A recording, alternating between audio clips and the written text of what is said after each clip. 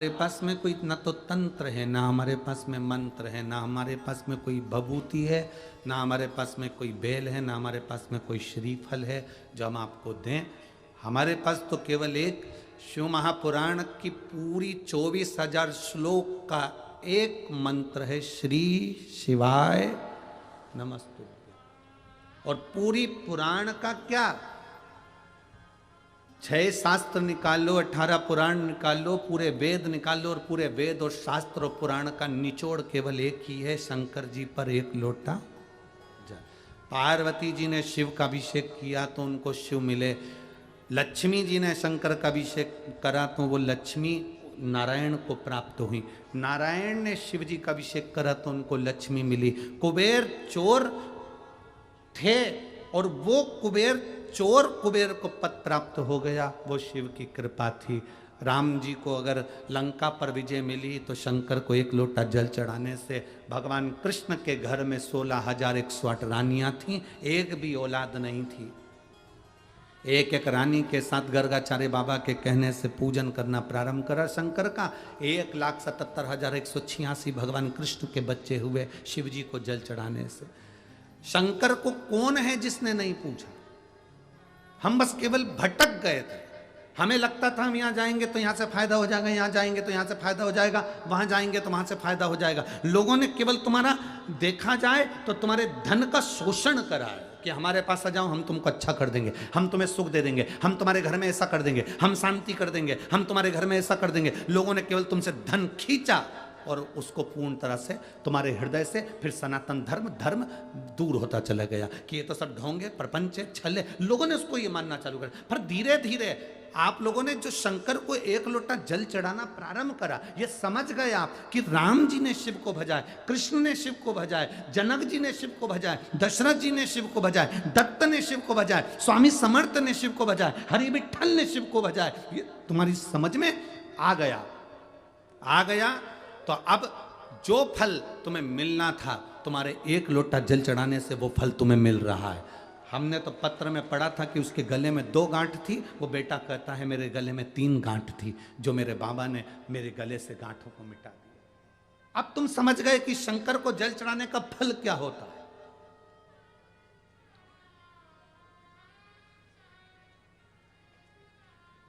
हमसे लोग प्रश्न करते हैं, गुरुजी आपकी कथा में ये इतने लाखों लाखों भक्त जाते हैं, सुबह 9 बजे की कथा और ढेर लगा हुआ है, गाड़ियों का अंबार या रोड पूरा जाम पड़ा हुआ है, लोग पूरे रात इंतजार कर रहे हैं, भजन कीर्तन कर रहे हैं पूरी रात लोग। एक रात्रि तो लोगों का ऐसा निकलता है, कथा के समापन के एक दिन पहले की जो रात्रि होती है, हम उसको अपनी भाषा में शिवरात्रि कहते हैं। लोग कहते हैं 5 दिन की कथा में जो चौथे दिन की रात्रि होगी वो शिवरात्रि कहलाएगी, 7वें दिन की कथा में छठे दिन की जो रात्रि रहेगी वो शिवरात्रि कराएगी। पूरी रात लोग यहाँ भजन करते हैं, कीर्तन करते हैं, मंत्र जाप करते हैं, भंडारा चलाने वाले भंडारा चलाते हैं, कोई चाय पिला रहा है, कोई दूध पिला रहा है, कोई नाश्ता करा रहा है, कोई बिस्कुट बांट रहा है, कोई कुरकुरे बांट रहा है। पूरी रात लोग बांटने का काम करते हैं और भजन करने का काम करते हैं। और दूसरे दिन फिर शिव पुराण की कथा होती है, हम उसको शिवरात्रि कहते हैं। भले महीने में एक शिवरात्रि आती होगी, पर यहाँ शिव महापुराण की कथा में तो जो हर 7 दिन में 5 दिन में जो कथा होती है, उसमें हर एक कथा में शिवरात्रि आती ही है। रात्रि का समय भजन का, कीर्तन का, सुबह का समय कथा का होता है। अब तुमने इतना भजन किया, कीर्तन किया, मंत्र जाप किया, पंडाल में बैठकर भगवत नाम लिया और सुबह तुमने कथा सुनी। जब कथा सुनते हो और श्री शिवाय नमस्तुभ्यम का जाप के साथ में बाबा से प्रार्थना करते हो, तो बाबा कैसे ना देगा। पूरी रात जगे हो, पूरी रात चले हो, गाड़ी चला चला कर आए हो, भजन करते रहे, तो क्यों नहीं देगा वो। तुम उसके लिए अपना घर परिवार सब छोड़कर कथा के पंडाल में 7 दिन तक पड़े रहे, तो क्या वो कैलाश छोड़कर तुम्हारी दुख की घड़ी में तुम्हारे दरवाजे पर नहीं खड़ा होगा।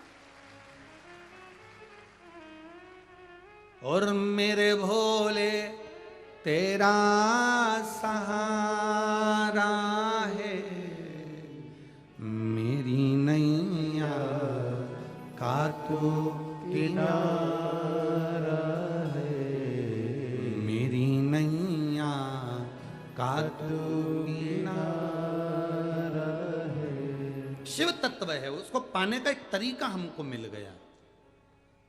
अब उस तरीके को हमने जान लिया तो वो परमात्मा हमें मिल गया।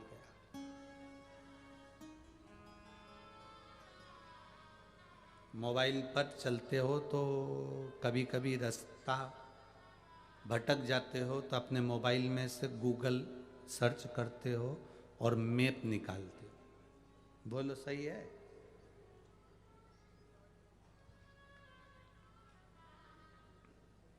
गूगल गाड़ी में जाने का रास्ता बता देता है। गूगल क्या बताएगा? जम के बोलो, गाड़ी से जाने का रास्ता। आजकल ड्राइवर बड़े चतुर हो गए, वो गूगल मैप लगाकर और बोल दो उनको कि हमें श्रीमान जी के यहाँ जाना, वो उस पर टाइप करके लगा देते हैं और बिल्कुल उसी के दरवाजे पर पहुंचा देते। गूगल गाड़ी से जाने का रास्ता बताता है।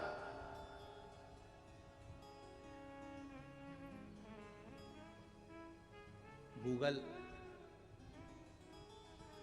गाड़ी से मंजिल तक पहुंचा देता है। और शिव महापुराण की कथा वो कथा है जो इंसान को इंसान बनाने का रास्ता दिखा देती है। क्योंकि आज के समय में इंसान इंसान नहीं है ना। दिक्कत तो सबसे बड़ी बात यही है, किसी ने अपने नियम नहीं बदले, बस केवल इंसान को छोड़कर। शेर कभी घास नहीं खाता, तुम्हारे बनी में शेर खाता हो तो बात दूसरी है। शेर घास खाएगा? जम के बोलो, नहीं। हिरण मांस खाएगा? नहीं।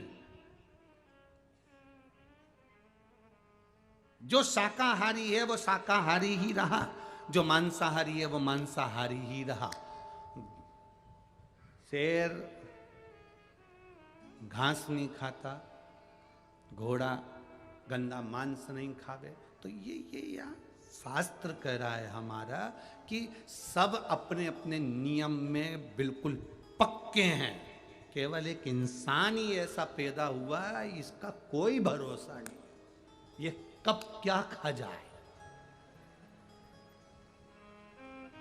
और खाने को अगर टाइम पे नहीं मिले तो ये बेचारी पत्नी का दिमाग खा जाए।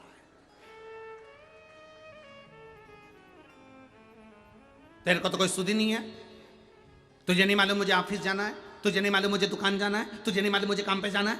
2 पराठे पहले से बना देना था, बैठी है मोबाइल चला रही है। अगर इसको खाने को नहीं मिले टाइम पे तो ये दिमाग भी खा सकता है।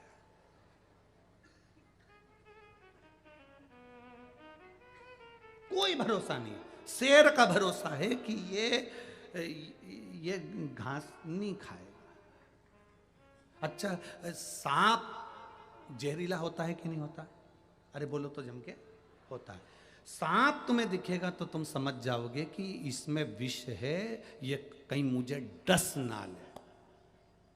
अब तुम्हें कैसे बताएं कि सांप से ज्यादा जहरीले हैं? ये कब डसेंगे? सांप तो पहचान में आ जाएगा कि डसेगा। इनको कैसे पहचानोगे कि ये, बोलू नहीं बोलू नहीं बोलू। सांप को कैसे, सांप पहचान में आ जाएगा कि हमको डसता है, तुम दूरी बना लोगे। इंसान इंसान को डसने में लगा हुआ है, इंसान इंसान को खाने में लगा हुआ है, इंसान इंसान को चोट पहुंचाने में लगा हुआ है, इंसान इंसान के व्यापार को नष्ट करने में लगा हुआ है। कैसे फायदा उठाया जाए, कैसे, और फायदा उठाकर कैसे लात मारी जाए, ये इंसान जानता है। सांप देखकर समझ जाओगे कि जहरीला है तो दूरी बना लोगे, पर इंसान से कैसे दूरी बनाओगे भाई? इसलिए शिव महापुराण की कथा कहती है गूगल गाड़ी का रास्ता दिखाता है और शिव पुराण इंसान को इंसान बनने का रास्ता दिखा देती है कि मनुष्य कैसा होना चाहिए, मानव का जीवन कैसा होना चाहिए।